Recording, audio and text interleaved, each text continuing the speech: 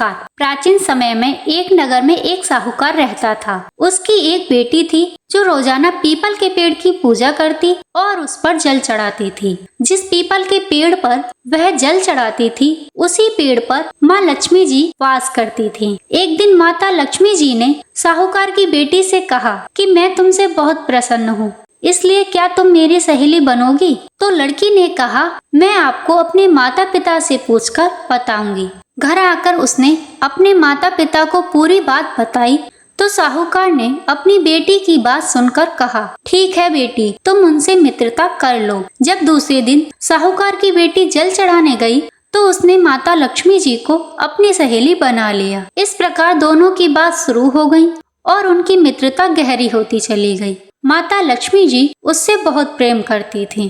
एक दिन माता लक्ष्मी ने साहूकार की बेटी को अपने घर भोजन का निमंत्रण दिया। जब वह माता लक्ष्मी जी के घर गई तो माता लक्ष्मी जी ने उसका खूब आदर सत्कार किया।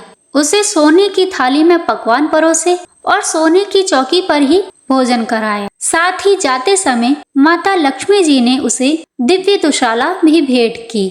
जब साहूकार की बेटी अपने घर वापस जाने लगी तो माता लक्ष्मी जी ने उससे कहा कि मैं कल तुम्हारे घर आऊंगी। साहूकार की बेटी ने स्वीकार कर लिया और अपने घर आकर अपने माता पिता से सब हाल कह सुनाया। यह सुनकर उसके माता पिता बहुत प्रसन्न हुए, लेकिन साहूकार की आर्थिक स्थिति ठीक न होने के कारण वह इस असमंजस में थी कि क्या वह अपनी सखी लक्ष्मी जी का स्वागत अच्छे से कर पाएगी। साहूकार अपनी बेटी की मनोदशा को समझ गया। उसने अपनी बेटी को समझाते हुए कहा कि बेटी तुम परेशान मत हो, घर की साफ सफाई करके घर को गोबर और मिट्टी से लीप दो। जैसा भी बन पड़े रूखा सूखा श्रद्धा और प्रेम से खिला देना और साथ ही लक्ष्मी जी के नाम का 4 बाती वाला दिया भी जला देना। यह बात साहूकार कहने भी ना पाया कि उसी समय संयोगवश एक चील साहूकार के घर के ऊपर से गुजरी और एक 9 लखा हार